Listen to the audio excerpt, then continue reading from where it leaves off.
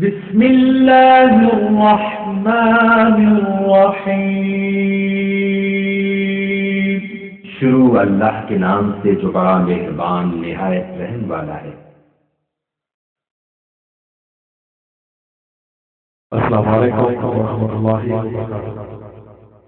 ناظرین اکرام، آپ کی اصلاح اور آپ کی اسلامی معلومات کے اضافے کے لیے اسلامی دعویٰ اینڈ گائیڈنس سینٹر الغاز سعودی عرب اس درس کو آپ کی خدمت میں پیش کرنے کی سعادت حاصل کر رہا ہے۔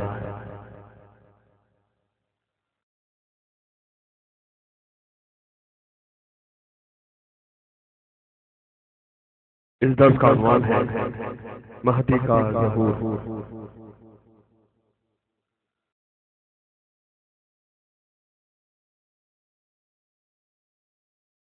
اس درس کے مقرر ہیں فضیلت الشیخ مقصود الحسن فیضی حفظہ اللہ۔ اعوذ باللہ من الشیطان الرجیم۔ هل ينظرون إلا أن تأتيهم الملائكة أو يأتي ربك أو يأتي بعض آيات ربك يوم يأتي بعض آيات ربك لا ينفع نفسا إيمانها لم تكن آمنت من قبل أو كسبت في إيمانها خيرا قل انتظروا إنا منتظرون۔ یہ اس کے سوا اور کس بات کے منتظر ہیں کہ ان کے پاس فرشتے آئیں یا خود تمہارا پروردگار آئے یا تمہارے پروردگار کی کچھ نشانیاں آئیں، مگر جس روز تمہارے پروردگار کی نشانیاں آ جائیں گی تو جو شخص پہلے ایمان نہیں لایا ہوگا اس وقت اسے ایمان لانا کچھ فائدہ نہیں دے گا، یا اپنے ایمان کی حالت میں نیک عمل نہیں کیے ہوں گے تو گناہوں سے توبہ کرنا مفید نہ ہوگا۔ اے پیغمبر ان سے کہہ دو کہ تم بھی انتظار کرو، ہم بھی انتظار کرتے ہیں۔ الرحمن الرحیم، الحمد للہ رب العالمین، الرحمن الرحیم مالک یوم الدین، ونشهد ان لا الہ الا اللہ ونشهد ان سیدنا ومولانا محمدا عبده ورسوله ارسله الى الناس کافة بشیرا ونذیرا۔ اللهم صل على محمد وعلى آل محمد كما صليت على إبراهيم وعلى آل إبراهيم إنك حميد مجيد، وبارك على محمد وعلى آل محمد كما باركت على إبراهيم وعلى آل إبراهيم إنك حميد مجيد۔ أعوذ بالله السميع العليم من الشيطان الرجيم، بسم الله الرحمن الرحيم۔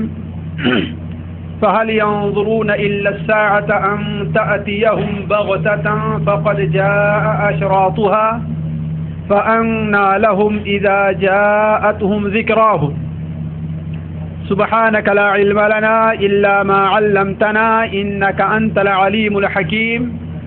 رب اشرح لي صدري ويسر لي أمري واحلل عقدة من لساني يفقهوا قولي واحلل عقدة من لسانی یفقہوا قولی۔ عزیز ساتھیوں اور دینی بھائیوں،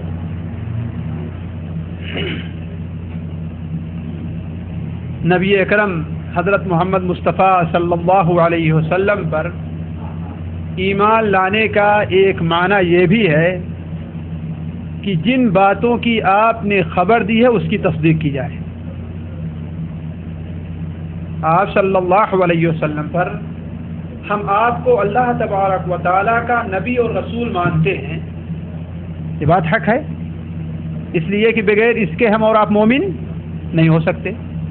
تو آپ کو نبی اور رسول ماننے کا ایک معنی یہ بھی ہے کہ جن باتوں کی آپ نے خبر دی ہے ان باتوں کو حق اور سچ مانا جائے۔ وہ باتیں خواہ ہماری اور آپ کی عقل میں آئیں یا ہماری اور آپ کی عقل میں داخل نہ ہوں، لیکن چونکہ ہمیں یہ یقین اور ہمارا یہ ایمان ہے کہ آپ صلی اللہ علیہ وسلم سچے ہیں، آپ نے جو بات بتائی ہے وہ حق ہے، اور صحابہ کرام رضوان اللہ علیہم اجمعین نے آپ کی تمام باتوں کو جو ہمارے اور آپ کے فائدے کی تھی، ہمارے اور آپ کی مصلحت کی تھی، اسے حفظ رکھا، یاد رکھا، اور اس کے بعد تابعین تک پہنچایا، تابعین نے تبع تابعین تک پہنچایا، اور تبع تابعین نے اپنے بعد کے علماء اور اپنے شاگردوں تک پہنچایا، اور ان لوگوں نے حدیث کی کتابوں میں اسے جمع کر دیا جو آج ہمارے اور آپ کے سامنے مختلف کتابوں کی شکل میں موجود ہے۔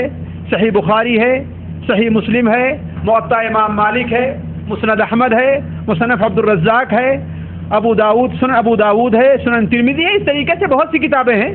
میرا مقصد ان کتابوں کا نام ذکر کرنا نہیں ہے، میں یہ کہہ رہا ہوں کہ آپ صلی اللہ علیہ وسلم کی جو باتیں ان کتابوں کے اندر موجود ہے، اس ناحیے سے کہ جس بات کا آپ نے حکم دیا ہے اس پر تو ہم عمل کریں، جن باتوں سے آپ نے روک دیا ہے ان باتوں سے تو ہم رک جائیں، اور جن باتوں کی آپ نے ہمیں خبر دی ہے، خواہ وہ باتیں گزر چکی ہوں، وہ باتیں گزر چکی ہوں یا وہ باتیں آئندہ آنے سے تعلق رکھتی ہوں، ان تمام باتوں کی ہم اور آپ تصدیق کریں، ہے کہ نہیں؟ یہ آپ صلی اللہ علیہ وسلم پر ایمان لانے کا ایک جز ہے، آپ صلی اللہ علیہ وسلم پر ایمان لانے کے لیے ضروری ہے۔ اگر آپ کی کہی ہوئی باتوں کی ہم نے تصدیق نہ کی تو اس کا مطلب ہے کہ آپ کو ہم نے اپنا رسول تسلیم نہیں کیا، اور آپ صلی اللہ علیہ وسلم کے بارے میں اگر زبان سے نہیں تو اپنے اعمال سے یہ ظاہر کیا کہ آپ ہر بات بیان کرنے میں سچے نہیں ہیں۔ حالانکہ آپ صلی اللہ علیہ وسلم نے حضرت عبداللہ ابن عمرو اور دوسرے لوگوں سے کیا فرمایا تھا؟ اس ذات کی قسم جس کے قبضے میں میری جان ہے، جو کچھ میں بولتا ہوں اسے نوٹ کر لو، اس زبان سے حق کے علاوہ کوئی دوسری بات نہیں نکل سکتی۔ وما ينطق عن الهوى ان هو الا وحی یوحى، آپ اپنی طرف سے خواہش سے آپ کوئی بات نہیں کہتے الا کہ آپ کی طرف وحی کی جائے۔ تو آپ صلی اللہ علیہ وسلم نے جن بہت باتوں کی خبر دی ہے ان میں بہت سی ایسی چیزیں ہیں جن باتوں کو سن کر کے ہمیں اور آپ کو خوش ہونا چاہیے، اور اس جماعت میں، اس حالت میں، اس صورت میں ہمیں اور آپ کو بننے کی کوشش کرنی چاہیے، اور بہت سی ایسی چیزوں کی خبر دی ہے جو اچھی نہیں ہے تو اس سے ہمیں اور آپ کو پرہیز کرنا چاہیے، ہے کہ نہیں؟ اور اس قسم کے اعمال سے ہمیں اور آپ کو بچنا چاہیے۔ مثال کے طور پر نبی صلی اللہ علیہ وسلم نے قیامت کی نشانیاں ہمیں اور آپ کو بتلائی ہیں۔ یہ تو معلوم ہے قیامت قائم ہوگی نا، کہ کسی کا اس پر ایمان نہیں ہے، ایمان کا رکن ہے، بندے کے ایمان کا ایک رکن ہے کہ آخرت پر بھی ایمان لایا جائے۔ آخرت پر ایمان لانے میں بہت سی چیزیں شامل ہیں، اور یہ چیز ہمارے یہاں کی کمزوری ہے کہ یہ تو بتایا جاتا ہے کہ آخرت پر ایمان لے آؤ، لیکن آخرت کن چیزوں کو شامل ہے یہ تفصیل بہت کم لوگ بیان کرتے ہیں۔ آخرت پر ایمان لانے میں یہ بھی داخل ہے کہ بندہ اس پر بھی ایمان لے آئے کہ قیامت قائم ہوگی، بندہ اس پر بھی ایمان لے آئے کہ موت اسے آئے گی، بندہ اس پر بھی ایمان لے آئے کہ قبر کے اندر اس کا حساب اور کتاب لیا جائے گا، بندہ اس پر ایمان لے آئے کہ جب یہ دنیا ختم ہو جائے گی تو سارے اگلے اور پچھڑوں کو اللہ تبارک و تعالیٰ ایک جگہ اکٹھا فرمائے گا، اور وہاں پر اللہ تبارک و تعالیٰ ہر ایک کا حساب اور کتاب لے گا۔ اس میدان میں میزان کا معاملہ پیش آئے گا، حساب اور کتاب کا معاملہ پیش آئے گا، حوض کا معاملہ پیش آئے گا، اور پل صراط کا معاملہ پیش آئے گا، اس کے بعد جنت یا جہنم کا معاملہ پیش آئے گا، ہے کہ نہیں؟ تو آخرت پر ایمان لانے کے سلسلے میں یہ تمام چیزیں شامل ہیں کہ جب ہم آخرت پر ایمان لے آئیں تو ان تمام چیزوں پر بھی ایمان لے آئیں کہ ہاں قیامت قائم ہوگی۔ قیامت کب قائم ہوگی اس کا علم اللہ تبارک و تعالی نے اپنے علاوہ کسی کو نہیں بتلایا ہے، نہ کسی نبی کو معلوم ہے، نہ کسی ولی کو معلوم ہے، نہ کسی پیر کو معلوم ہے، نہ کسی بزرگ کو معلوم ہے۔ ان اللہ عنده علم الساعہ، اللہ تبارک و تعالی ہی کے پاس قیامت کا علم ہے۔ یسألونک عن الساعۃ ایان مرساہا قل انما علمها عند ربی، آپ سے قیامت کے بارے میں پوچھتے ہیں کہ وہ کب آنے والی ہے، تو آپ کہہ دیجئے کہ اس کا علم کس کے پاس ہے؟ میرے رب کے پاس۔ متعدد جگہ قرآن مجید میں اللہ تعالیٰ نے اسے بیان کیا۔ تو قیامت کب قائم ہوگی، یہ علم کس کے پاس ہے؟ اللہ تبارک و تعالیٰ کے پاس ہے، اور اکیلے اللہ تبارک و تعالیٰ کے پاس ہے۔ اللہ نے اس کا علم نہ کسی فرشتوں کو دیا ہے، نہ کسی جن کو دیا ہے، نہ کسی بابا کو دیا ہے، نہ کسی نبی اور پیغمبر کو دیا ہے۔ البتہ اللہ تبارک و تعالیٰ نے قیامت کی کچھ نشانیاں اپنے نیک بندوں کو، انبیاء اور صلحاء کو انبیاء کو بتا دی ہیں، صلحاء کو نہیں، انبیاء کو بتلا دی ہیں، اور ان انبیاء نے اپنے امتیوں کو اس کی خبر دی ہے۔ خصوصاً ہمارے نبی صلی اللہ علیہ وسلم جو آخری نبی ہیں، آپ کے بعد کوئی نبی آنے والا نہیں ہے۔ کوئی نبوت کا دعویٰ کرتا ہے تو کیا وہ جھوٹا، کذاب اور مکار ہے، جیسا کہ بخاری اور مسلم وغیرہ متعدد کتب حدیث میں متعدد صحابہ کرام سے نبی صلی اللہ علیہ وسلم کا فرمان ہے کہ میرے بعد 30 کے قریب جھوٹے پیدا ہوں گے، اور بعض سنن کی روایت میں ہے کہ ان میں کا ہر شخص دعویٰ کرے گا وہ اللہ کا رسول ہے، ان میں کا ہر شخص دعویٰ کرے گا وہ اللہ کا رسول ہے، اور مسند احمد کی روایت میں ہے کہ اس میں کا آخری کون ہے؟ مسیح دجال ہے۔ آپ نے فرمایا لیکن میں اللہ کا آخری نبی ہوں، میرے بعد کوئی نبی ہونے والا نہیں ہے۔ تو نبوت کے دعوے دار پیدا ہوں گے، اس کی بھی خبر ہمارے صلی اللہ علیہ وسلم نے دی ہے، آپ صلی اللہ علیہ وسلم نے اس کی بھی خبر دی ہے۔ تو نبوت، قیامت کی کچھ نشانیاں ہیں جس کا علم اللہ تبارک و تعالی نے نبی حضرت محمد مصطفیٰ صلی اللہ علیہ وسلم کو دیا اور آپ نے ہم تک پہنچایا۔ اس کی دلیل بخاری اور مسلم کی وہ حدیث جو حضرت ابو ہریرہ سے مروی ہے، حضرت عمر بن خطاب سے مروی ہے کہ اللہ کے رسول صلی اللہ علیہ وسلم ایک بار صحابہ کرام کے سامنے بیٹھے ہوئے تھے، تو ایک شخص سفید کپڑا پہنے ہوئے آتا ہے اور آپ کے گھٹنے سے گھٹنا ملا کر کے بیٹھ گیا۔ سنا ہے بار بار آپ لوگوں نے اس حدیث کو۔ صحابہ کرام پریشان ہوئے کہ نہ تو اسے کوئی پہچانتا ہے ہم میں سے، اور نہ اس کے اوپر سفر کے آثار ظاہر ہیں، اور بڑی بے تکلفی کے ساتھ آ کر کے نبی صلی اللہ علیہ وسلم کی خدمت میں بیٹھ جاتا ہے، اور آپ کے گھٹنے سے اپنا گھٹنا ملا لیتا ہے، اور آپ کے ران پہ اپنا ہاتھ مار کے کہتا ہے کہ یا محمد، اللہم صلی علی محمد، اخبرنی عن الاسلام، اخبرنی عن الایمان، اخبرنی عن الاحسان۔ اسلام کے بارے میں پوچھا، ایمان کے بارے میں پوچھا، احسان کے بارے میں پوچھا، اور آخر میں کیا پوچھا کہ قیامت کب آئے گی۔ پوری حدیث نہیں بیان کرنا چاہتے، اس لیے ایک بات لمبی ہو جائے گی۔ محل شاہد کیا ہے؟ اس نے کیا سوال کیا؟ اس شخص نے قیامت کب آئے گی؟ تو آپ نے کیا فرمایا تھا؟ پوچھنے والے سے جس سے پوچھا جا رہا وہ زیادہ نہیں جانتا اس کے بارے میں، یعنی جس طریقے سے قیامت کے بارے میں، اس کے واقع ہونے کے بارے میں تمہیں علم نہیں ہے، ایسے مجھے بھی علم نہیں ہے۔ تو کہا اچھا پھر اس کی کچھ نشانیاں ہیں، تو آپ نے اس کی کچھ نشانیاں بیان کی۔ تو قیامت کی متعدد نشانیاں اللہ کے رسول صلی اللہ علیہ وسلم نے بیان کی ہیں، جن نشانیوں میں کچھ نشانیاں چھوٹی چھوٹی ہیں اور کچھ بڑی بڑی ہیں۔ نبی صلی اللہ علیہ وسلم نے چھوٹی بڑی نہیں بیان کی، آپ نے تو نشانیاں بیان کی، البتہ علماء نے ان کی تقسیم کی ہے کہ نشانیاں کچھ چھوٹی ہیں اور کچھ بڑی ہیں۔ چھوٹی نشانیوں کا کیا معنی ہے؟ چھوٹی نشانیوں کیا معنی ہے؟ یہ تمام چیزیں ہیں جاننے کی ہیں، اس لیے کہ قیامت قریب ہے، قیامت کی دور ہے، ابھی قیامت قریب ہے۔ ہم نہیں جانتے کہ ہم اور آپ زندگی کے آخری لمحے کو پائیں گے کہ نہیں پائیں گے، اور اس کے علاوہ یہ بھی بات جان لیں کہ ہر شخص جو مر گیا اس کی قیامت قائم ہو گئی، ہر شخص جس کی وفات ہو گئی اس کی قیامت قائم ہو گئی۔ کیوں؟ اس لیے کہ قیامت سے پہلے جو عمل کرنے کا وقت ہے وہ اب ختم ہو گیا۔ اس لیے علماء کہتے ہیں من مات فقد قامت قیامتہ، جو مر گیا اس کی قیامت قائم ہو گئی ہے، اس کا حساب اور کتاب شروع ہو جائے گا، نیک ہے تو اسے جنت کی نعمتوں سے نوازا جائے گا، برا ہے تو اسے جہنم کے عذاب میں رکھا جائے گا۔ یہ ہے کہ یہ ہلکے درجے کا ہوگا اور جہنم میں جو ہوگا وہ بہت اعلیٰ درجے کا ہوگا۔ اللہ بہتر جانتا ہے کہ ان عذاب کی کیفیت اور نوعیت کیا ہے۔ تو عرض کرنے کا مقصد یہ ہے کہ اس کے لیے تیاری ضروری ہے۔ تو قیامت کی نشانیاں دو قسم کی ہیں، چھوٹی نشانیاں اور بڑی نشانیاں۔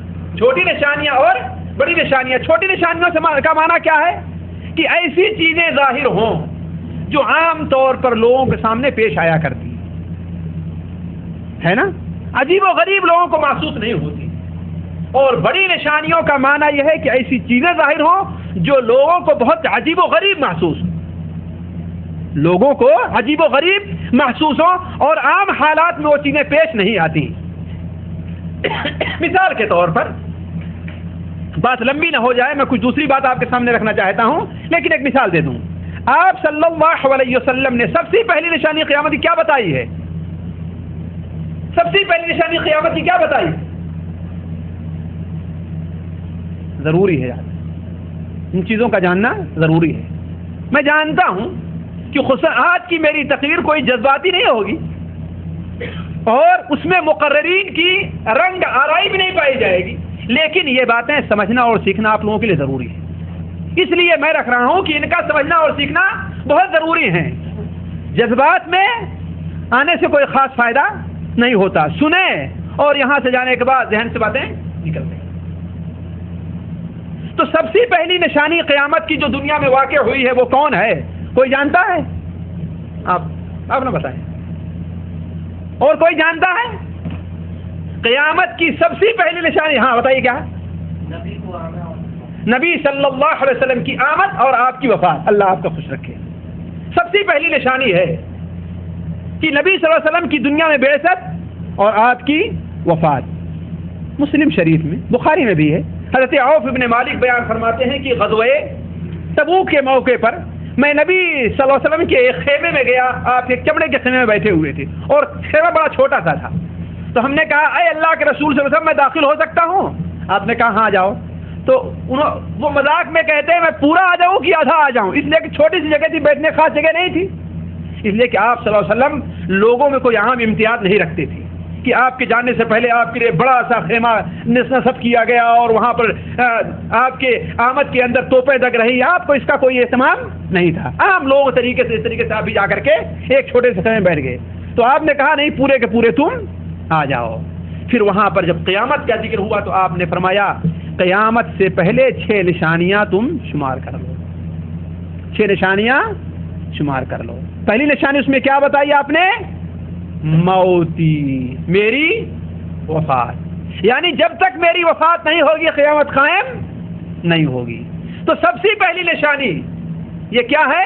آپ رسول کی وفات ہے، اور یہ چھوٹی نشانیوں میں ہے۔ کیوں؟ اس لیے کہ انسان کا آنا اور جانا اور مرنا، پیدا ہونا، زندہ ہونا، یہ کیا ہے؟ عام سی بات ہے۔ اسی طریقے سے آپ سب جیسے بخاری شریف وغیرہ میں قیامت کی ایک نشانی بتائی کہ زنا کی کثرت ہو جائے گی۔ ظاہر بات، زنا ہر زمانے میں پایا گیا ہے، خون زیادہ بہایا جائے گا، خون کا بہانا ہر زمانے میں پایا گیا ہے۔ البتہ جب قیامت کا وقت ہوگا تو اس کے اندر تھوڑی سی کثرت ہو جائے گی۔ سود کھانا پہلے بھی لوگ کھاتے تھے، لیکن جب قیامت کا وقت آیا تو لوگ سود زیادہ کھانے لگے۔ تو قیامت کی چھوٹی نشانیوں کا معنی یہ ہے کہ وہ طبعی چیز ہو، فطری چیز ہو جو عام طور پر زمانے میں پائی جاتی ہیں، البتہ اس کے اندر کثرت اور زیادتی ہو جائے۔ اور قیامت کی بڑی نشانیوں کا معنی یہ ہے کہ وہ چیز عجیب و غریب ہو، عام طور پر لوگ وہ چیز پیش نہ آتی ہو۔ مثال کے طور پر سورج کس طرف سے نکلتا ہے؟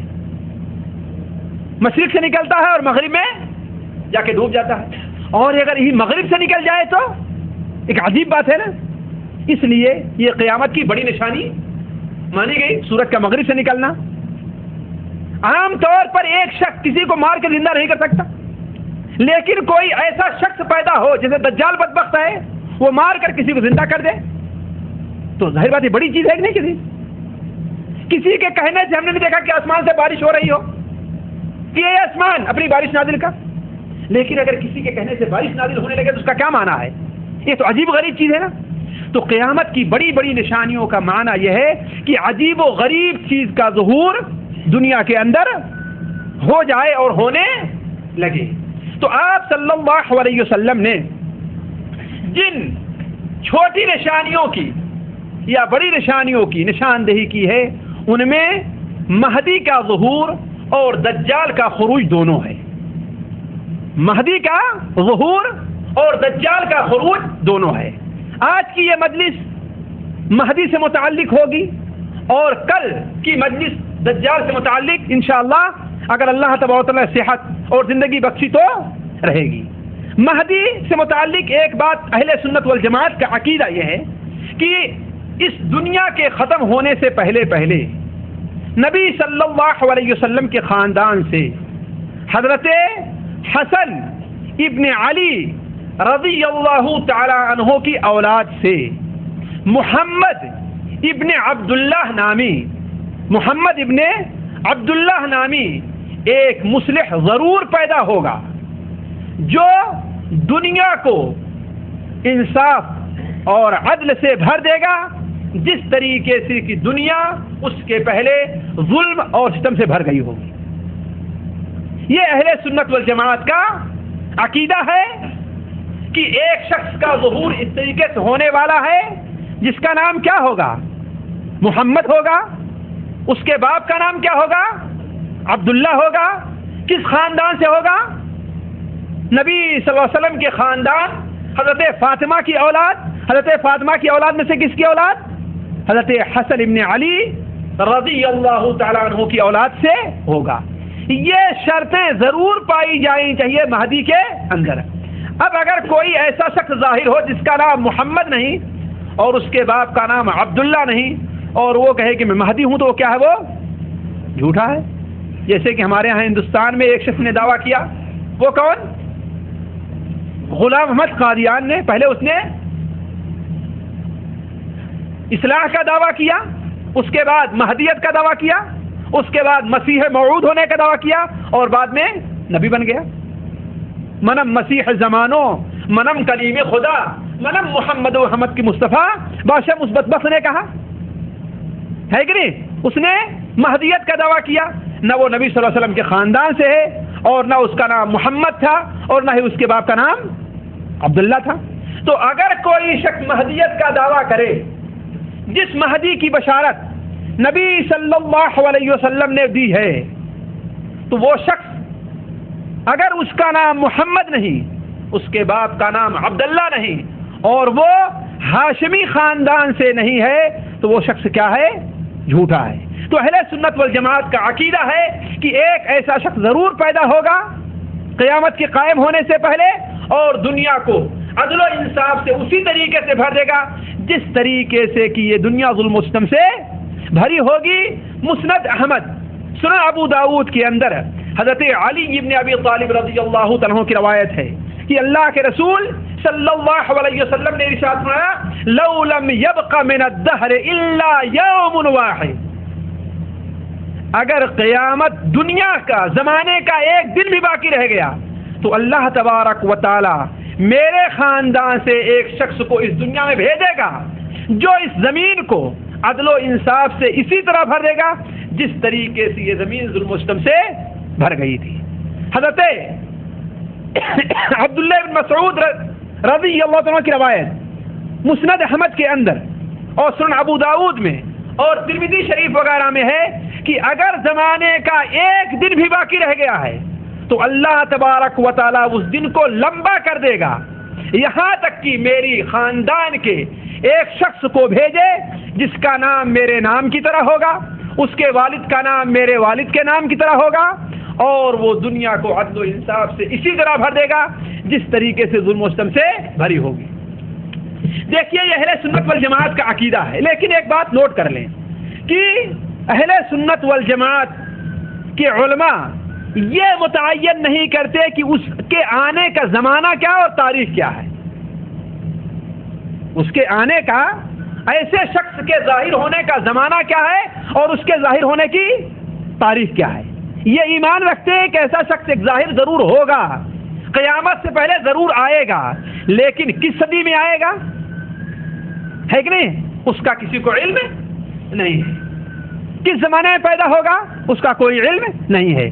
البتہ اللہ کے رسول صلی اللہ علیہ وسلم کی احادیث کے پیش نظر جو کچھ ہم نے سمجھا ہے کہ مہدی سے پہلے دنیا کے کیا حالات ہوں گے وہ میں آپ کے سامنے تھوڑا مختصر رکھتا ہوں. دیکھیے، پہلی بات یہ ہے کہ اس دنیا کے اندر فتنوں کی کثرت ہوگی.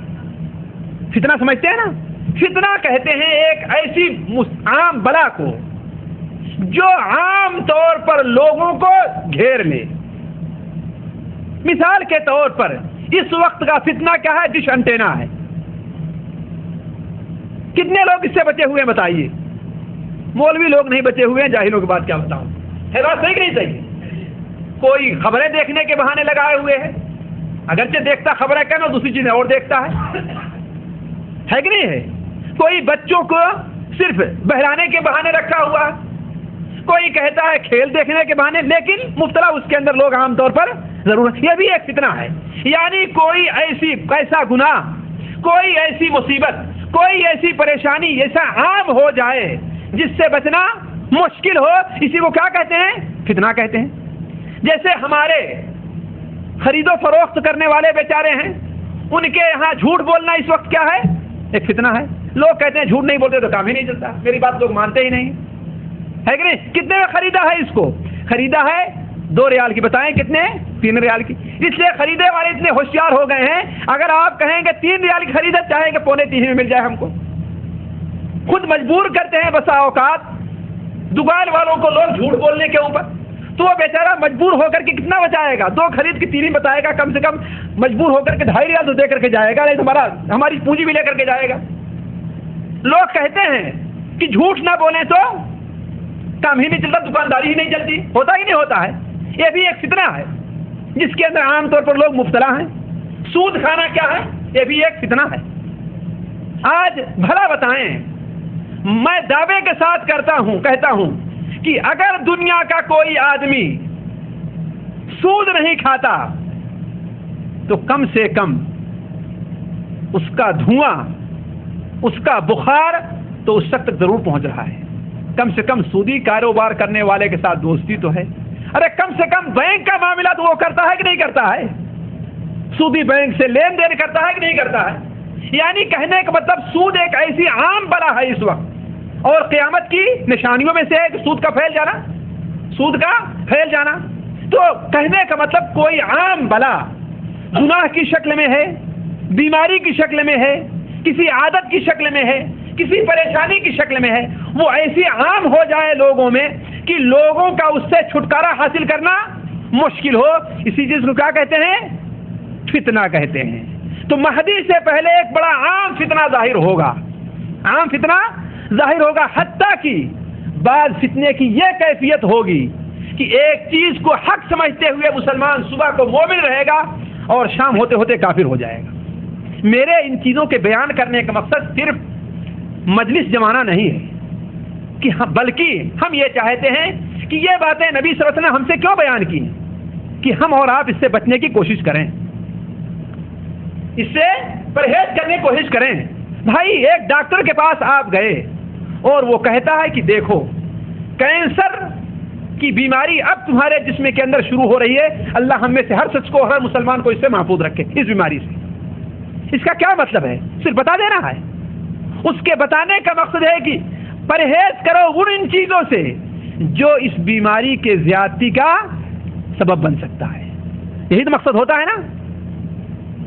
اس کے بتانے کا یہی تو مقصد ہوتا ہے. کوئی بیماری ہو کہ ذرا دیکھو اس وقت سکر کی بیماری تمہارے جسم میں پیدا ہو رہی ہے لیکن یہ بالکل کاؤنٹر پر ہے.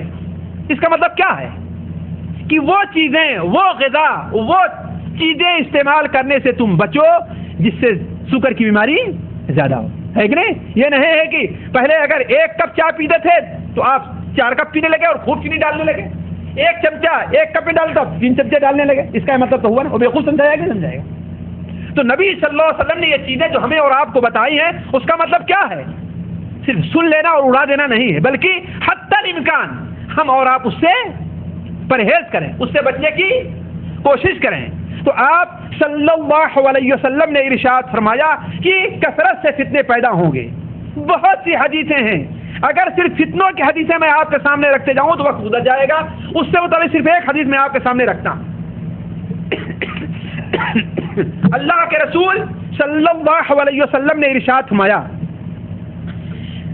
کہ فتنہ احلاس پیدا ہوگا. حضرت عبداللہ ابن عامر بیان کرتے ہیں, ابو داؤد شریف کے اندر روایت ہے کہ ہم لوگ نبی صلی اللہ علیہ وسلم کی خدمت میں بیٹھے ہوئے تھے, آپ نے فتنوں کا ذکر فرمایا, یہاں تک کہ آپ نے احلاس کا فتنہ فرمایا.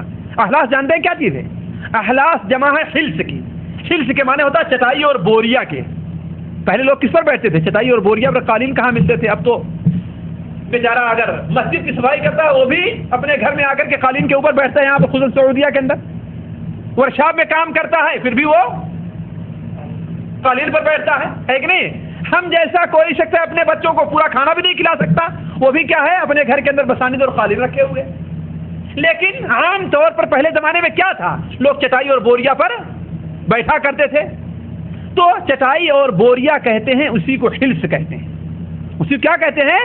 حلس. یعنی جس طریقے سے بیٹھنے والے کے جسم سے چٹائی اور بوریا بالکل ملی رہتی ہے, ایک دور رہتی, کوئی ایسے بیٹھا چٹائی کے اوپر بیٹھے تو ایسے بیٹھے گا نا جیسے چپکی رہتی ہے, اسی طریقے سے وہ فتنہ لوگوں کے ساتھ چپک جائے گا.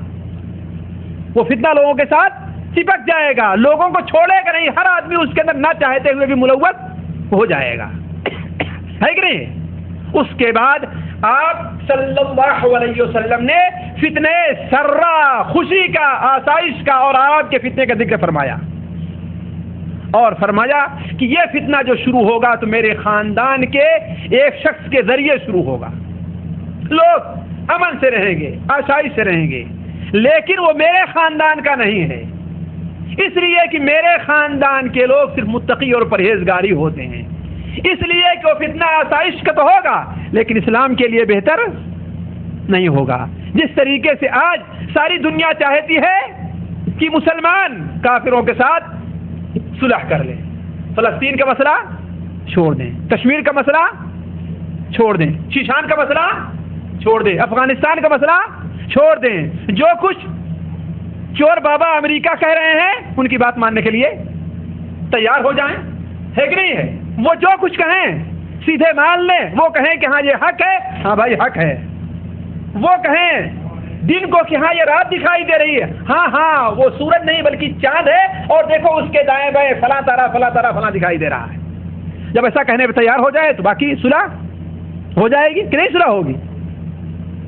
آج ہندوستان کے اندر مسلمان ہندوؤں کی عید منانا شروع کر دیں, ان کے تہوار میں جانا شروع کر دیں, ان کی عورتوں کی طرح ہماری عورتیں تلک اور ساری لگانا شروع کر دیں, ہمارے اور ان کے اندر کسی قسم کا فرق نہ رہے, مسلمان ان کے مندر میں جائیں, اپنی مسجدوں کو ان کے لیے کھول دیں, ان کی شادیوں میں شریک ہوں, ہمیں اپنی شادیوں میں ان کو دعوت دیں, ان کی لڑکیوں کو لیں اور اپنی لڑکیوں کو انہیں دیں, تو کوئی اختلاف نہیں رہ جائے گا. کیوں اختلاف رہ جائے گا؟ صلح تو ہو جائے گی لیکن اللہ کی رضامندی کے لیے ہوگی کہ شیطان کی رضامندی کے لیے ہوگی؟ شیطان کی رضا. تو ایک صلح ہوگی اور یہ صلح کا فتنہ ہوگا, اور یہ فتنہ ہمارے خاندان کے ایک آدمی کے ذریعے شروع ہوگا. اللہ بہتر جانتا ہے وہ کون ہے, لیکن آپ نے فرمایا وہ میرے خاندان کا نہیں ہے. میرے خاندان کے لوگ وہی ہیں جو متقی اور پرہیزگار رہا کرتے ہیں, متقی اور پرہیزگار رہتے ہیں. اس کے بعد آپ نے فرمایا کہ لوگ ایک ایسے شخص کے ہاتھ پر بیعت کریں گے جو بالکل فٹ بال مزاج ہوگا, یعنی اس کے اندر مستقل مزاجی نہیں ہوگی, وہ حکومت کا اہل نہیں ہوگا. پھر اس کے بعد کالا فتنہ پیدا ہوگا. کیسا فتنہ پیدا ہوگا؟ کالا فتنہ پیدا ہوگا کہ اس امت کے کسی شخص کو بھی بغیر تماچا مارے نہیں چھوڑے گا. یعنی امت کا ہر آدمی اس سے متاثر ہوگا, اور وہ فتنہ اتنا لمبا ہو جائے گا, اتنا لمبا فتنہ ہوگا کہ لوگ تمنا کریں گے کاش کہ اس سے فرصت مل جائے. جب یہ صورت پیدا ہوگی تو دنیا کے لوگ دو گروپ کے اندر بٹ جائیں گے. اس گروپ میں بٹنے سے پہلے ہمیں اور آپ کو چاہیے کہ سوچ لیں کس گروپ کے اندر ہمیں شریک ہونا ہے, ہمیں کس گروپ میں شامل ہونا ہے, ہمیں کس گروپ کی تائید کرنی ہے, اور اس کے حالات اس کے آثار میری ناقصمت کے مطابق بالکل کھل کر کے ظاہر ہونے والے ہیں کہ کس کا ساتھ دینا ہے، میرا ساتھ دینا ہے یا کہ فلاں کا ساتھ دینا ہے۔ میرا ساتھ دینا ہے تو ٹھیک ہے، ورنہ ہم اس کے خلاف اعلان جنگ کرتے ہیں۔ کھل کر کے بات سامنے آ جائے گی۔ تو آپ نے فرمایا اس کے بعد لوگ دو حصوں میں بٹ جائیں گے، ایک حصہ اہل ایمان کا ہوگا جس میں کوئی منافق نہیں ہوگا، اور ایک گروپ جو ہے اہل نفاق کا ہوگا جس میں کوئی مومن نہیں ہوگا۔ ہمیں اللہ تبارک و تعالی اس گروپ میں شامل کرے، ہم سب لوگوں کو، سب مسلمانوں کو، جو گروپ ان لوگوں کا ہے جن کے اندر ایمان ہی ایمان ہے، کوئی منافق نہیں پایا جائے گا، اور دوسرا گروپ ان بدبختوں کا ہوگا جو منافقوں کا ہوگا، اگرچہ اپنے کو مسلمان پہلے کہتے رہے ہوں گے، لیکن معاملہ کھل کر کے سامنے آئے گا کہ کون مسلمانوں کی مدد کرتا ہے، کون مسلمان مسجدوں کی مدد کرتا ہے، کون بیت المقدس کی مدد کرتا ہے، اور کون کافروں، ملحدوں، یہودوں، نصارہ، ہندوؤں اور ہر ایک کی مدد کرتا ہے۔ بات کھل کر بالکل سامنے آ جائے گی۔ تو لوگ دو گروپ میں بڑھ جائیں گے، ایک گروپ کون ہوگا؟ جو اہل ایمان کا ہوگا جس کے اندر کوئی منافق نہیں ہوگا، اور دوسرا گروپ کس کا ہوگا؟ اہل نفاق کا ہوگا جس کے اندر کوئی مومن نہیں ہوگا۔ نبی صلی اللہ علیہ وسلم نے فرمایا جب یہ صورتحال پیدا ہو جائے تو دجال کے خروج کا اسی دن انتظار کرو یا اس کے دوسرے دن انتظار کرو، یعنی اس کا مطلب کہ دجال کا خروج بہت ہی قریب ہوگا۔ تو عرض کرنے کا مقصد یہ ہے کہ میری اپنے ذاتی مطالعے کے مطابق مہدی کے ظہور سے پہلے دنیا کے اندر کثرت ہو جائے کس کی؟ فتنے کی، بہت فتنے پیدا ہو جائیں گے۔ اور دوسری علامت مہدی کے ظاہر ہونے سے پہلے یہ ہوگی کہ دشمنان اسلام کا قبضہ عمومی طور پر بلاد اسلامیہ پر ہو جائے گا، خواہ خود حکومت کریں یا ان بادشاہوں سے حکومت کروائیں جو بادشاہ ان کے حامل آئیں، ہے کہ نہیں؟ عمومی طور پر بلاد اسلامیہ پر قبضہ کیا ہوگا؟ کس کا ہو جائے گا؟ اسلام کے دشمنوں کا ہوگا، چاہے وہ یہود کی شکل میں ہوں، چاہے وہ ہنود کی شکل میں ہوں، چاہے وہ عیسائیوں کی شکل میں ہوں، چاہے وہ بت پرستوں کی شکل، کسی بھی شکل میں ہوں، عمومی طور پر مسلمان ممالک کا قبضہ ان کے ہاتھ میں ہو جائے گا، حتیٰ کہ ہو سکتا ہے کہ مسلمان صرف مدینہ منورہ کے اندر محصور ہو کر کے رہ جائیں۔ نبی صلی اللہ علیہ وسلم کا فرمان سنن ابو داؤد وغیرہ میں ہے، حضرت عبداللہ ابن عمر رضی اللہ تعالیٰ عنہ کی روایت کہ آپ نے فرمایا یوشک ان یحاصر المسلمون الی المدینہ، قریب ہے کہ مسلمان گھیر لیے جائیں مدینہ منورہ کے اندر، اور ان کے دور کی فوجی چھاونی کہاں پر ہو؟ سلاح کے اندر ہو، اور سلاح کہاں ہے؟ خیبر کے قریب ایک جگہ ہے، خیبر کے قریب ایک جگہ ہے۔ تو عام طور پر جزیرے عرب اور مسلم ممالک کے اوپر کس کا قبضہ ہو جائے گا؟ غیر مسلموں کا ہوگا، خواہ ڈائریکٹ رہے یا ان ڈائریکٹ رہے۔ تیسری شکل یہ ہوگی کہ ظالم بادشاہوں کی کثرت ہوگی۔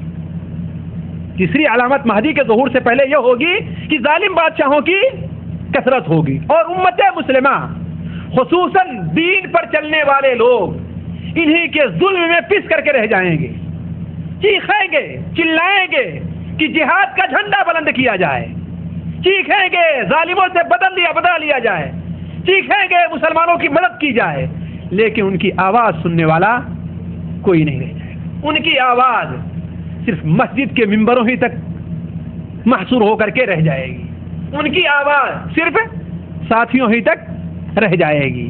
جب ایسی صورت پیدا ہوگی تو اللہ کے رسول صلی اللہ علیہ وسلم کے فرمان کے مطابق کیا ہوگا؟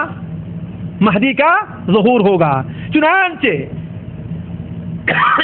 مستدرک حاکم حضرت ابو سعید خدری رضی اللہ عنہ کی روایت ہے کہ آپ صلی اللہ علیہ وسلم نے ارشاد فرمایا لَتُمْلَأَنَّ الْأَرْضُ جَوْرًا وَظُلْمًا، زمین ظلم سے اور جور سے بھر جائے گی۔ تو اللہ تبارک و تعالی ہمارے خاندان کے ایک ایسے شخص کو بھیجے گا جس کا نام میری نام کی طرح ہے، جس کے باپ کا نام میرے باپ کی طریقے سے ہوگا، اور وہ زمین کو اسی طریقے سے انصاف سے بھر دے گا جیسا کہ ظلم سے بھری ہوئی ہے۔ اسی طریقے سے مادہ کی بڑی کثرت ہو جائے گی، حتیٰ کہ کسی ایسی جگہ خزانہ ظاہر ہوگا جہاں پر 3 بادشاہ کے بیٹے قتل کیے جائیں گے، اس خزانہ کو لوٹنے کے لیے پہنچیں گے لوگ اور وہاں پر لوگ قتل کر دیے جائیں گے، اور ہو سکتا ہے یہ وہی خزانہ ہو جس کا ذکر اس حدیث کے اندر ہے کہ اللہ کے رسول صلی اللہ علیہ وسلم، بخاری اور مسلم کی حدیث ہے ابو ہریرہ کی، کہ ان قریب ہے کہ فرات ندی، فرات کہاں ندی ہے؟ فرات ندی عراق اور شام کے علاقے میں ہے۔ ان قریب ہے کہ فرات ندی پہاڑ جیسے سونے سے سمٹ جائے، یعنی کبھی کبھی دریا کا رخ دوسری طرف بہ جاتا ہے، نہیں ہوتا ہے، زور کا پانی آیا تو چلتی ایسی ہے تو اس طریقے سے رخ بدل جایا کرتا ہے، تو جہاں ایسے سمٹے گی یہاں پر بہت ڈھیر سارا خزانہ اور سونا دکھائی دے گا۔ آپ نے فرمایا جو وہاں پر موجود ہو اس خزانے کو لینے کے لیے حاضر نہ ہو، اس خزانے میں شریک نہ ہو، بلکہ شاید اسی حدیث سے متعلق آپ نے فرمایا کہ اس خزانے کے پاس تمہارے 3 خلیفہ کے بیٹے قتل کیے جائیں گے، 3 خلیفہ کے بیٹے قتل کیے جائیں گے، اور پھر کسی کو خزانہ ملنے والا نہیں ہے۔ پھر مشرق سے کچھ لوگ آئیں گے، تمہیں اس طریقے سے قتل کریں گے کہ تمہیں اس طریقے سے کبھی کسی نے قتل نہ کیا ہو۔ پھر اس کے بعد انہوں نے فرمایا وہ میرے خاندان کے کسی شخص کے حوالے کر دیں گے، جب اس شخص کو دیکھو تو اس سے آ کر کے تم بیعت کرو، اس لیے کہ وہی اللہ کا خلیفہ مہدی ہے، اللہ کا خلیفہ مہدی ہے۔ اسی طریقے سے مہدی کے ظہور سے پہلے ایک صورتحال یہ بھی ہوگی کہ مسلمانوں کو اور لوگوں کو ہر طریقے سے بلا اور مصیبت گھیر لے گی، ہر طریقے سے بلا اور مصیبت گھیر لے گی، حتیٰ کہ مومن تمنا کرے گا کاش کہ مجھے موت آ جائے۔ آپ نے ایک حدیث کے اندر فرمایا کہ ایک وقت ایسا آنے والا ہے کہ مسلمان ان زمانے میں دجال کے خروج کی تمنا کریں گے۔ کیوں؟ اس لیے کہ جب دجال خارج ہوگا تو اس وقت حضرت عیسیٰ ابن مریم کا نزول ہوگا، اور جب عیسیٰ ابن مریم کا نزول ہوگا تو دجال کو قتل کریں گے، اور یہودیوں کا بھی قتل عام ہوگا، یہاں تک کہ وہ دیواریں جو آج کھڑی کی جا رہی ہیں وہ دیواریں خود چیخ چیخ کر کے بتلائیں گی کہ اے مسلمان ایک یہودی میرے پیچھے چھپا ہوا ہے، اس کو مار دیں۔ تو فتنوں کی کثرت ہوگی۔ اسی طریقے سے ایک بات اور بڑی واضح ہو کر کے سامنے آ رہی ہے کہ مہدی کے ظہور سے پہلے رومیوں کی کثرت ہوگی۔ رومیوں سے سمجھتے ہیں کون ہے؟ اہل روم، یورپ کے لوگوں کی کثرت ہوگی، خواہ افراد میں کثرت ہو۔ اب مثال کے طور پر اگرچہ ابھی تک ایشیا کے لوگ زیادہ ہیں، لیکن یہ بھی ہو سکتا ہے وہ بدبخت جو ایٹم بم تیار کیے ہوئے ہیں ایشیا کے ملکوں پر لا کر کے پھینک دیں، ظاہر بات اس سے لوگ مریں گے کہ نہیں مریں گے؟ اور خود ہمارے ملکوں میں ایک دوسرے ملک کی تباہی کا سامان موجود ہے، خود ایشیا کے اندر اتنا تباہی کا سامان موجود ہے کہ پورا ایشیا 1-2 ایٹم بم کے میں ختم ہو سکتا ہے۔ تو چاہے یہ صورتحال ہو یا یہ کہ ان تمام ملکوں پر قبضہ کر کے ان لوگوں کو اپنی فوج کے اندر شامل کر لیں، کم سے کم اس کے آثار تو بڑی واضح طور پر ہمارے اور آپ کے سامنے آ رہے ہیں، ہمارے اور آپ کے سامنے بڑے واضح طور پر اس کے آثار آ رہے ہیں۔ مثال کے طور پر افغانستان میں جو کچھ ہوا ہے، چاہے جس کے ذریعے لڑائی کی ہے، لیکن معلوم کیا ہوگا، امریکہ نے چاہے افغانیوں سے لڑایا ہو چاہے جو، لیکن قیادت کس کی تھی؟ امریکہ کی تھی نا۔ تو کہنے کا مطلب یہ ہے کہ مسلم شریف کے اندر نبی صلی اللہ علیہ وسلم کی روایت ہے کہ آپ نے فرمایا لا تقوم الساعہ، تقوم الساعة والروم اکثر الناس، قیامت جب قائم ہوگی تو روم کیا ہیں؟ بہت زیادہ ہوں گے، اور یہی بتا دوں زیادہ تو ہوں گے لیکن انہی میں سے ایک بہت بڑی جماعت انشاءاللہ مسلمان بھی ہوگی، انہی میں سے ایک بہت بڑی جماعت مسلمان بھی ہوگی جو پہلے ان سے لڑے گی۔ مسلم شریف میں حضرت ابو ہریرہ رضی اللہ تعالیٰ عنہ سے مروی ہے کہ اللہ کے رسول صلی اللہ علیہ وسلم نے ارشاد فرمایا کیا تم لوگوں نے کسی ایسے شہر کے بارے میں سنا ہے جس کا کچھ حصہ پانی میں ہے اور کچھ حصہ خشکی میں ہے؟ لوگوں نے کہا ضرور سنا ہے۔ کہا قیامت اس وقت تک قائم نہیں ہوگی جب تک کہ بنو اسحاق کے 70,000 آدمی اس شہر کا گھیرا نہ کر لے۔ بنو اسحاق کون ہے؟ شام اور یورپین کے لوگ جو ہیں وہ بنو اسحاق ہیں، اور ایشیا ادھر کے لوگ عام طور پہ کیا ہے؟ بنو عرب کے لوگ بنو اسماعیل ہیں. تو قیامت اس وقت تک قائم نہیں ہوگی جب تک کہ اس شہر کا محاصرہ بنو اسحاق کے 70,000 لوگ نہ کر لیں. اور وہ کیا ہوں گے؟ مسلمان ہوں گے، کافر نہیں ہوں گے. 70,000 مسلمان وہ کیا ہوں گے؟ کافر نہیں ہوں گے، بلکہ کیا ہوں گے؟ وہ مسلمان ہوں گے. اور آپ نے فرمایا وہ اس شہر کو تلوار سے اور ہتھیار سے فتح نہیں کریں گے، بلکہ کس سے فتح کریں گے؟ صرف لا الہ الا اللہ واللہ اکبر کا نعرہ بلند کریں گے اور فتح کر لیں گے. اور جب وہ لوگ اس شہر کو پہلی بار جب نعرہ تکبیر بلند کریں گے تو شہر کا ایک حصہ فتح ہوگا. دوسری بار نعرہ تکبیر بلند کریں گے تو دوسرا حصہ فتح ہوگا. اور تیسری بار جب بلند کریں گے تو پورے شہر پر قبضہ ہو جائے گا. اور جب اس مال کو تقسیم کرنے کے لیے اکٹھا ہوں گے تو شیطان شور کر دے گا کہ تم یہاں پر مال غنیمت اکٹھا کر رہے ہو، دجال تمہارے اہل و عیال کے اندر نکل گیا ہے. وہ لوگ سارا مال چھوڑ کر کے بھاگ کھڑے ہوں گے دجال سے مقابلے کے لیے. تو قیامت کے قائم ہونے حضرت مہدی کے ظہور سے پہلے کیا ہوگا؟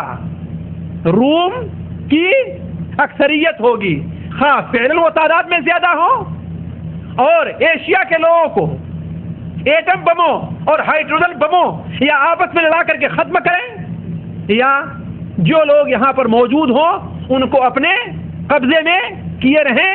لیکن یہ نبی صلی اللہ علیہ وسلم کا حقیقی فرمان ہے کہ قیامت قائم جب ہوگی تو رومی کیا ہوں گے؟ زیادہ ہوں گے. یہی صورتحال ہوگی دنیا کی. روم کثرت سے ہوں گے، فتنے ہر طرف سے مسلمانوں کو گھیرے ہوئے ہوں گے، مسلمان ذلت اور ظلم کی چکی کے اندر پس رہا ہوگا، ہے کہ نہیں ہے؟ اسی حالت میں اللہ کے رسول صلی اللہ علیہ وسلم فرمانے کہ ابشرکم بالمہدی، تمہارے سامنے میں مہدی کے آنے کی بشارت دیتا ہوں. یبعث علی اختلاف من الناس، لوگوں کا آپس میں جب اختلاف ہوگا تو اس کو اللہ تعالی ظاہر فرمائے گا اور زمین کو اسی طریقے سے عدل و انصاف سے بھر دے گا جس طریقے سے ظلم سے بھری گئی ہے. اب مہدی سے متعلق دو ایک بات جو ہمارے اور آپ کے فائدے کی ہے سنتے چلیں. دیکھیے مہدی سے متعلق جو ہم نے آپ کے سامنے بتایا کہ مہدی کا نام کیا ہوگا؟ محمد ہوگا. باپ کا نام کیا ہوگا؟ عبداللہ ہوگا. اور کس خاندان سے ہوں گے؟ حضرت حسین رضی اللہ عنہ کے. ہاں سب لوگ ہاں کہہ دیے، حضرت حسین کے خاندان سے ہوں. میرے جب وہ کچھ کہہ رہا ہو ذرا سنیں، کس خاندان سے ہوں گے؟ حضرت حسن ابن علی رضی اللہ عنہ کے خاندان سے ہوں گے. ان کی صفت کیا ہوگی اس کے بارے میں یہ دیکھ لیں کہ صورت میں تو وہ نبی صلی اللہ علیہ وسلم کے مشابہ نہیں ہوں گے، البتہ سیرت میں اور عادات میں نبی صلی اللہ علیہ وسلم کے مشابہ ہوں گے. ان کی صورت کیسی ہوگی؟ اقن الجبہہ اعلی اجل الجبہہ واقن الانف، ان کی پیشانی چوڑی ہوگی. چوڑی پیشانی جانتے ہیں؟ بعض سورانیوں کو دیکھے ہوں گے کہ ان کا بال کھسک کر کے آدھی ان کی پیشانی آدھے سر تک ہوا کرتی ہے. تو پیشانی کا چوڑا ہونا یہاں تک کہ آگے کا بال بالکل پیچھے چلا گیا ہو، اسی کو اجل الجبہہ عربی میں کہتے ہیں. یعنی پیشانی کیا ہوگی؟ بہت چوڑی ہوگی. وَأَقْنَ الْعَنْفِ، ان کی آنکھ کیا ہوگی؟ بڑی لمبی ہوگی. ان کی آنکھ کیا ہوگی؟ نہیں نعوذ باللہ من ذالک، ان کی ناک کیا ہوگی؟ بڑی لمبی ہوگی. ناک ان کی لمبی ہوگی اور پیشانی ان کی چوڑی ہوگی. یہ تو ان کی شکل ہے، جبکہ نبی صلی اللہ علیہ وسلم کی شکل یہ نہیں ہے. البتہ سیرت ان کی کیا ہوگی؟ نبی صلی اللہ علیہ وسلم کی ہوگی. ابو داؤد کے اندر حضرت علی رضی اللہ عنہ کی روایت ہے کہ حسن ابن علی رضی اللہ عنہ کو جب دیکھا تو کہا میرا یہ بیٹا سردار ہے، جیسا کہ نبی صلی اللہ علیہ وسلم نے اس کا نام سردار رکھا ہے. اسی کے خاندان سے آخر میں مہدی پیدا ہوگا جو صورت میں تو تمہارے نبی کے مشابہ نہیں ہوگا، البتہ سیرت میں تمہارے نبی کے مشابہ ہوگا. کس وقت حضرت مہدی کا ظہور ہوگا؟ دیکھیے اس سلسلے میں جو کچھ ہم نے سمجھا ہے وہ یہ ہے کہ کسی خلیفہ کے انتقال کے بعد، کسی مسلمان کے خلیفہ، مسلمانوں کے بادشاہ کے انتقال کے بعد لوگوں کا آپس میں اختلاف ہوگا کہ آخر کس کو خلیفہ بنایا جائے، کون مسلمانوں کی قیادت کرے، ظالموں سے مسلمانوں کون نجات دے. تو اس وقت لوگ نبی صلی اللہ علیہ وسلم کے خاندان کے ایک شخص کے ہاتھ پر بیعت کرنے چاہیں گے، لیکن وہ مدینہ میں ہوگا اور مدینہ سے بھاگ کر کے کہاں چلا جائے گا؟ وہ مکہ مکرمہ. وہ کہے گا کہ خلافت کا بوجھ بڑا بھاری بوجھ ہے، یہ بوجھ اٹھانے کی میرے پاس طاقت نہیں ہے. اور جو اللہ کا نیک بندہ ہوتا ہے، جو اس ذمہ داری کی اہمیت کو سمجھتا ہے، وہ جلدی اس بوجھ کو اٹھانے کے لیے تیار نہیں ہوتا. اور آج تو پیسہ دے کر کے یہ بوجھ اٹھائے جاتے ہیں، پیسہ دے کر کے اونٹ خریدے جاتے ہیں. کیوں؟ اس لیے کہ لوگ اس کی اہمیت کو نہیں سمجھتے کہ کتنی بڑی ذمہ داری یہ ہے. نبی صلی اللہ علیہ وسلم کا فرمان ہے کہ اگر جو شخص 10 آدمیوں کا بھی ولی 10 آدمیوں پر بھی حاکم بننا پسند نہیں کرے گا، لیکن اسے یہ پسند ہے کہ اس کے بالوں سے باندھ کر کے سریا میں لٹکا دیا جائے، لیکن اسے 10 آدمیوں پر بھی حاکم نہ بنایا جائے. یہ بڑی ذمہ داری ہے. لوگ مدیر بننا فخر کی بات سمجھتے ہیں، وزیر بننا فخر کی بات سمجھتے ہیں، اور وزیر اعظم بننا تو اس کی کوئی بات ہی نہیں. لیکن وہ لوگ اس کی حقیقت اور اس پریشانی اور ذمہ داری کو نہیں سمجھتے. ذرا سنیے حضرت عمر ابن خطاب رضی اللہ تعالیٰ عنہ، جنہیں نبی صلی اللہ علیہ وسلم نے دنیا کے اندر جنت کی بشارت دی تھی، اور آپ نے کیا فرمایا تھا؟ اگر میرے بعد کسی کا نبی ہونا مقدر ہوتا تو کون ہوتے؟ وہ عمر ابن خطاب تھے. آپ نے فرمایا تھا نا، اور کہا کہ اے عمر، تم اگر اس گلی سے جاتے رہتے ہو تو شیطان بغضت یہ راستہ چھوڑ کر دوسرے راستے سے چلا جاتا ہے. لیکن جب وہ خلیفہ بنائے گئے تو وہ کیا کہتے تھے؟ کاش کے دن قیامت میں چھوٹ جاؤں، نہ مجھے کوئی نیکی ملے نہ میرے نام کوئی بدی لکھی ہے، بس خالی اللہ تعالیٰ کے پوچھ سے اللہ تعالیٰ کے حساب و کتاب میں چھوٹ جاؤں گا. وہ لوگ سمجھتے تھے کہ یہ کتنا بڑا بوجھ ہے. تو مہدی محمد ابن عبداللہ وہ اس بوجھ کی اہمیت کو سمجھیں گے اور مدینہ منورہ سے بھاگ کر کہاں پناہ لیں گے؟ مکہ مکرمہ. لوگ وہاں بھی ان کا پیچھا کریں گے. یہ ابو داؤد کی ایک روایت کا مفہوم ہے. لوگ وہاں بھی ان کا پیچھا کریں گے، انہیں گھروں میں ڈھونڈ نکالیں گے اور لا کر کے انہیں رکن اور مقام کے بیچ. رکن اور مقام کیا چیز ہے؟ رکن اور مقام کیا ہے؟ ارے بھائی، مقام ابراہیم نہیں جانتے ہیں؟ اور رکن حجر اسود. رکن کیا ہے؟ حجر اسود. اس لیے خانہ کعبہ کے کتنے رکن ہیں؟ 4 رکن ہیں. ایک پر حجر اسود ہے، اور ایک رکن یمانی کہلاتا ہے جو اس سے پہلے ہے، اور 2 صفا اور مروہ. 2 وہ ہیں جدھر حتیم ہے، 2 رکن ادھر ہیں جدھر حتیم ہے. انہیں رکنان یمانیان، یمن کی طرف وہ رکن ہیں، اور یہ دونوں رکن شامی ہیں. تو حج یا عمرے کے موقع پر حجر اسود کا بوسہ دینا ہے اور رکن یمانی کو چھونا ہے، اور باقی دونوں رکنوں کو کیوں؟ وجہ کیا ہے؟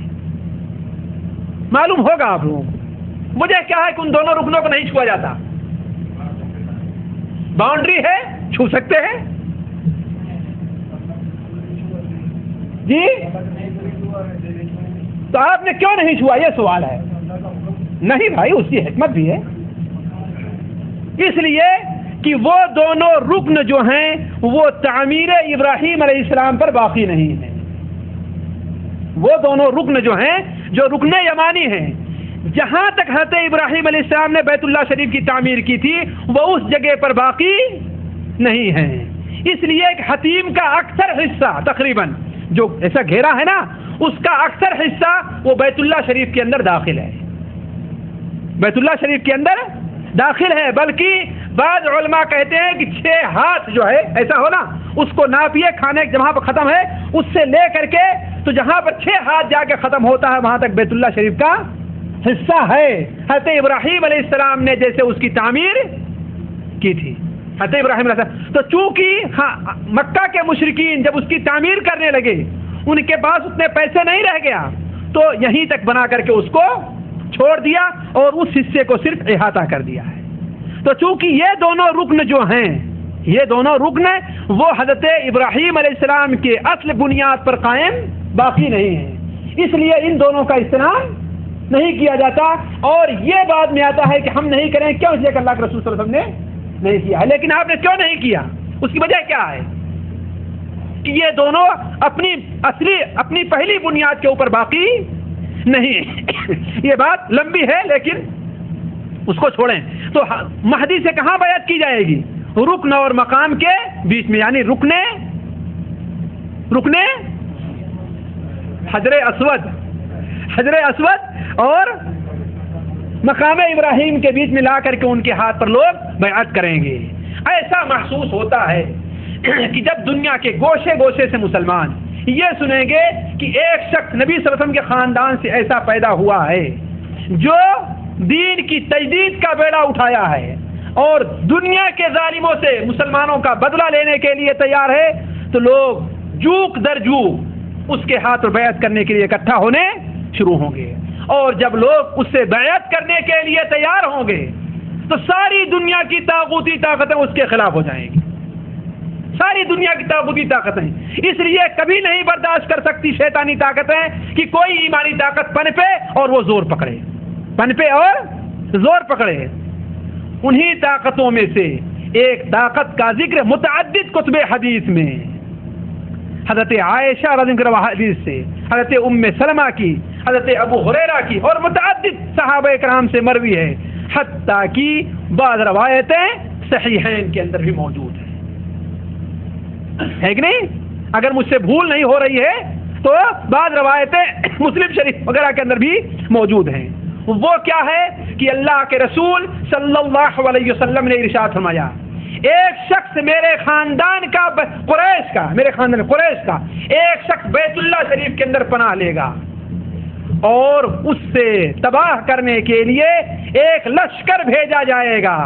بعض روایات میں آتا ہے کہ شام کی طرف سے وہ لشکر آئے گا، تو وہ لشکر مدینہ کی طرف سے پہلے گزرے گا تو مدینہ میں انہیں پائے گا نہیں. اور بہت ممکن ہے، جیسا کہ بعض روایات سے اشارہ ملتا ہے، کہ مدینہ کے لوگ اس لشکر سے مقابلے کی تاب نہ رکھ کر کے مدینہ چھوڑ کر کے بھاگ جائیں.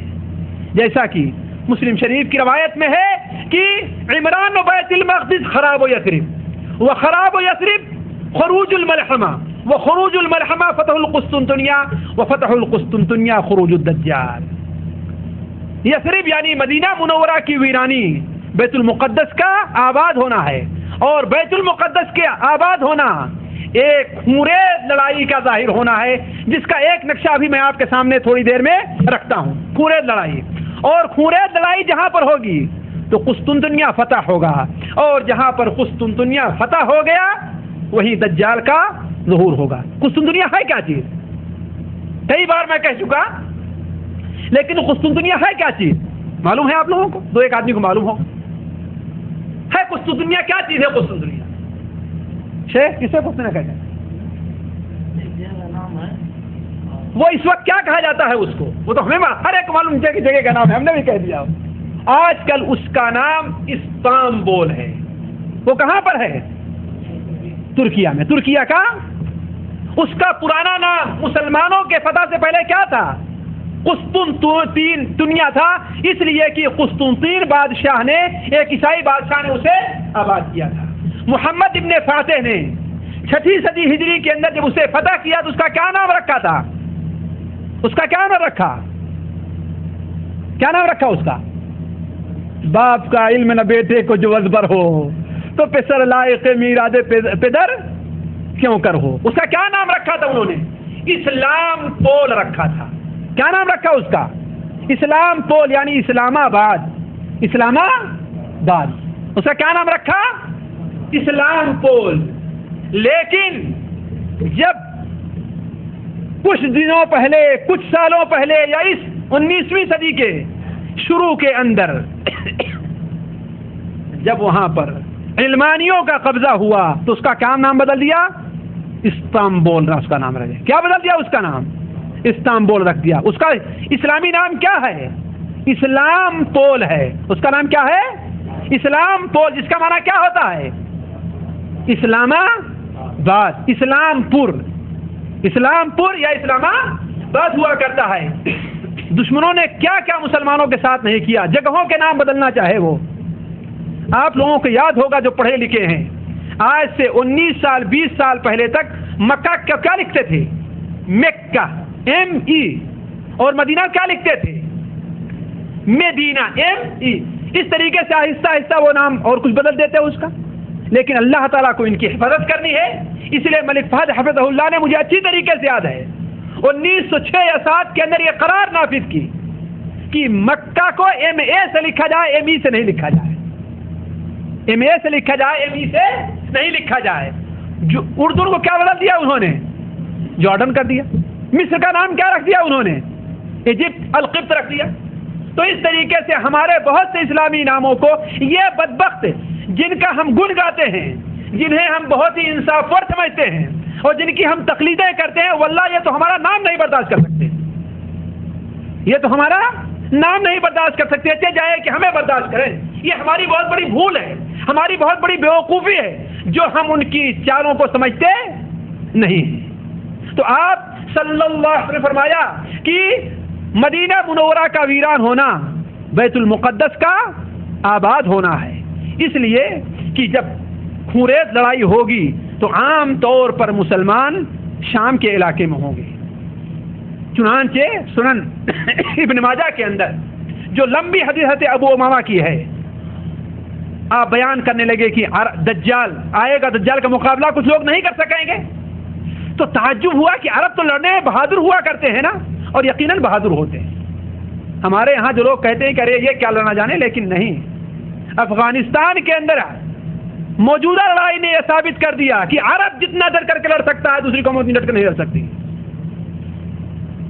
اسی لیے نبی صلی اللہ علیہ وسلم کو اللہ تعالیٰ نے عرب کے اندر بھیجا تھا کہ یہ جتنی آپ طرف دفاع کر سکتے ہیں کوئی دوسری قوم اتنی دفاع نہیں کر سکتی تھی. تو ام شریک ایک صحابیہ ہیں، وہ سوال کرتی ہیں کہ اللہ کے رسول عرب اس وقت کہاں ہوں گے؟ کہا عرب اس وقت بہت تھوڑے ہوں گے، عرب اس وقت بہت تھوڑے ہوں گے، اور ان میں کا اکثر حصہ کہاں پر ہوگا؟ مسجد اقصی یعنی اقصی بیت المقدس کے اندر ہوگا، یعنی اس علاقے میں لوگ ہوں گے، لڑائیوں کے اندر مشغول رہیں گے. تو آپ نے فرمایا یثرب یعنی مدینہ منورہ کا ویران ہونا بیت المقدس کی آبادی ہے، اور بیت المقدس کی آبادی خونریز لڑائی کا پیش خیمہ ہے، اور خونریز لڑائی کا پیش خیمہ قسطنطنیہ کا فتح ہونا ہے، اور قسطنطنیہ کا فتح ہونا دجال کے نکلنے کا پیش خیمہ ہے. تو بات کہہ رہا تھا، عرض کر رہا تھا کہ وہ لشکر جو مہدی سے لڑنے کے لیے ادھر سے گزرے گا تو جب مقام بیدا میں پہنچ جائے گا، بیدا کہاں پر ہے؟ یہ ذوالحلیفہ کے قریب میدان ہے، اسے بیدا کہا کرتے ہیں. جب وہیں پر پہنچے گا تو مہدی کی پہلی کرامت یہ ظاہر ہوگی کہ لشکر سارا کا سارا ایک سے لے کر کے آخر تک سارا کا سارا لشکر زمین میں دھسا دیا جائے گا، ایک بھی انسان باقی نہیں رہے گا. صرف 2-1 چرواہے جو کہیں گئے رہے ہیں، جو کسی ضرورت سے چلے گئے رہے ہوں گے، وہی باقی رہ پائیں گے، بلکہ سارے کے سارے دھسا دیے جائیں گے. تو مہدی کے ساتھ اللہ تبارک و تعالیٰ کی پہلی یہ مہربانی ہوگی، اور اللہ تبارک و تعالیٰ انہیں اس طریقے سے ان کی مدد کرے گا ہے نا. تو اس طریقے سے جب لشکر ہو جائے گا تو اس کے بعد مہدی میرے سمجھ کے مطابق اپنا لشکر لے کر کے رومیوں کی طرف بڑھیں گے، جو مسلمانوں کو سخت تکلیف کے اندر، اور ہو سکتا ہے کہ مسلمانوں کے اندر اور رومیوں میں آپس میں ایک صلح ہو، ایک دشمن کو مارنے کے لیے. اور میں اپنی علم تک سمجھتا ہوں کہ یہود کے علاوہ کوئی ایسا دشمن نہیں ہے جو ساری بشریت کا دشمن ہے. وہ مسلمانوں کا دشمن ہے، یہودیوں کا دشمن ہے، بلکہ ہر انسان کا دشمن ہے. وہ جو بدبخت یہود اللہ کا دشمن ہو سکتا ہے اور اللہ کو فقیر کہتا ہو، اللہ کو یہ کہتا ہو کہ اس کے ہاتھ بدھے ہوئے ہیں، اور اللہ کے نبی حضرت موسیٰ علیہ السلام سے یہ کہتا ہو کہ اے موسیٰ جا تو اور تیرا خدا لڑ، ہم تو یہاں پر بیٹھے ہیں، ہم تمہارے ساتھ لڑائی کرنے جانے والے نہیں. وہ قوم کبھی بھی کسی بھی انسان کے خیر خواہ نہیں ہو سکتی ہے، نہیں ہو سکتی. تو ہوگی صلح ہوگی مسلمانوں کے اندر، روم کے اندر ایک دشمن کو مارنے کے لیے. تو جب مہدی چلیں گے جزیرے عربیہ میں بھی انہیں لڑنا پڑے گا، فارس والوں سے بھی لڑنا پڑے گا، یہاں تک کہ وہ پہنچ جائیں گے کہاں؟ دمشق، اور وہیں پر خونریز لڑائی ہوگی. مسلم شریف میں ہے کہ تغزون جزیرۃ العرب، جزیرے عرب کے اندر تم لوگ لڑائی کرو گے تم کامیاب ہو جاؤ گے، فارس سے لڑو گے تم کامیاب ہو جاؤ گے، روم سے لڑو گے اللہ تمہیں فتح دے گا، اور دجال سے بھی لڑو گے اللہ تعالیٰ تمہیں فتح دے گا۔ امام نووی رحمہ اللہ اس حدیث کو بیان کرنے کے لیے باب باندھتے ہیں وہ فتوحات جو مسلمانوں کو دجال سے پہلے حاصل ہوں گی۔ ہو سکتا ہے یہ فتوحات مسلمانوں کو پیچھے حاصل ہوئی ہیں صحابہ کرام ان کے بعد کے زمانے میں، اور مہدی کے زمانے میں بھی یہ فتوحات مسلمانوں کو حاضر ہوں۔ یہ صورتحال جب ہوگی تو مہدی کہاں تک پہنچیں گے؟ دمشق تک پہنچیں گے۔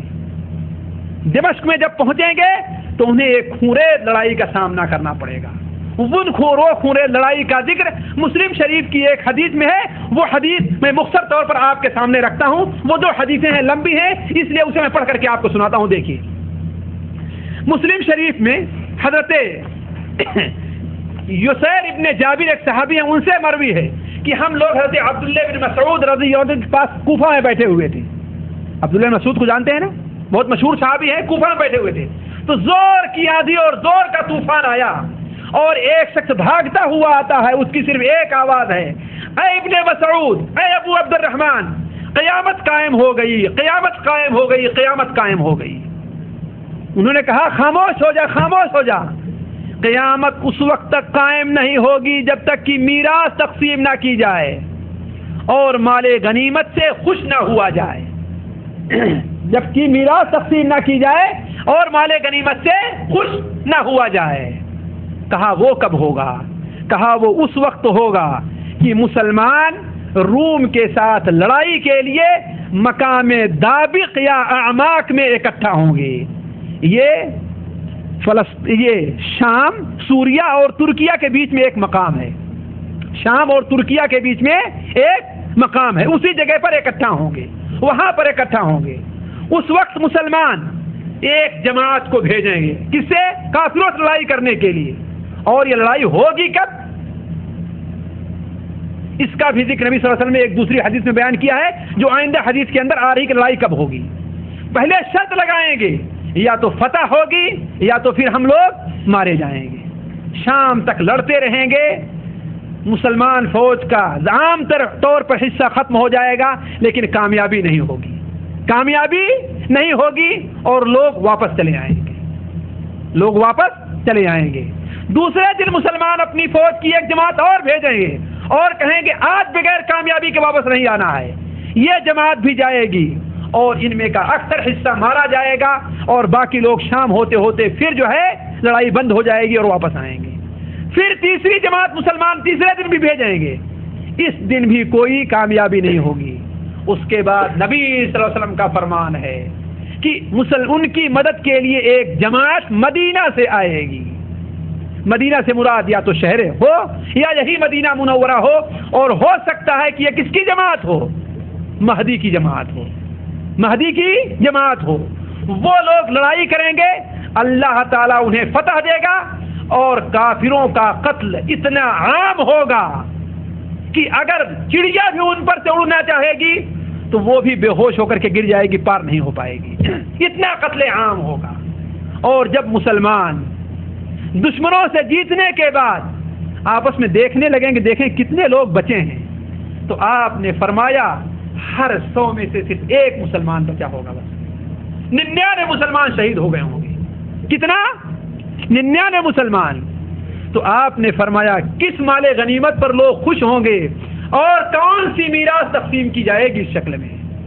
اس وقت مسلمان مال غنیمت کو اکٹھا کر رہے ہوں گے کہ شور ہوگا کہ دجال تمہارے گھروں کے اندر نکل چکا ہے۔ وہ لوگ مال غنیمت وہیں پر چھوڑ کر کے بھاگ کھڑے ہوں گے اور 10 آدمیوں کو بھیجیں گے دیکھنے کے لیے کہ دیکھو دجال نے کیا طوفان مچایا ہے۔ آپ نے فرمایا کہ وہ 10 آدمی جائیں گے، میں ان کا نام بھی جانتا ہوں، ان کے باپ کا نام بھی جانتا ہوں اور ان کے گھوڑے کا رنگ بھی میں جانتا ہوں۔ ان کے گھوڑے کا رنگ، حقیقت میں وہ گھوڑے ہوں، اس لیے کہ ایک بیٹا ایٹم بم کی ضرورت ہے، بس سارا کا سارا پیٹرول ختم ہو جائے گا۔ ایٹم بم نہیں، عام بم ایک چھوڑ دیا جائے، سارا پیٹرول ختم ہو جائے گا، تو لوگ پھر دوبارہ کس پر چڑھیں گے؟ اسی گدھے اور گھوڑے پر سواری کرنا شروع کریں گے۔ جہاز کی لڑائی ختم ہو جائے گی جہاں پیٹرول ختم ہوگا، ساری لڑائی کس کی رہے گی؟ ہاتھی کی لڑائی رہ جائے گی۔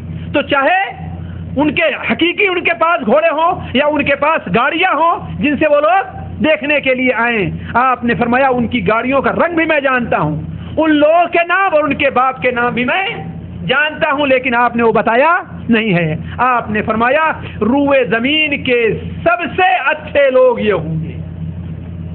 ایک دوسری حدیث میں جو مسلم شریف اور مسند احمد میں حضرت ابو ہریرہ رضی اللہ تعالیٰ سے مروی ہے کہ اللہ کے رسول صلی اللہ علیہ وسلم فرمایا کیا قیامت قائم نہ ہوگی یہاں تک کہ روم کے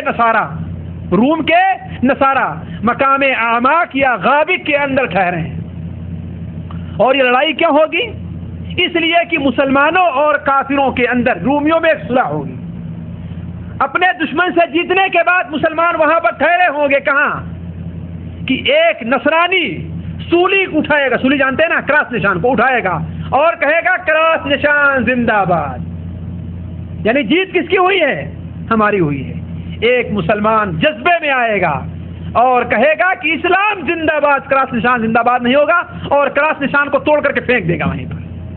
جب وہیں پر توڑ کر کے پھینک دے گا تو نصارہ کیا کریں گے؟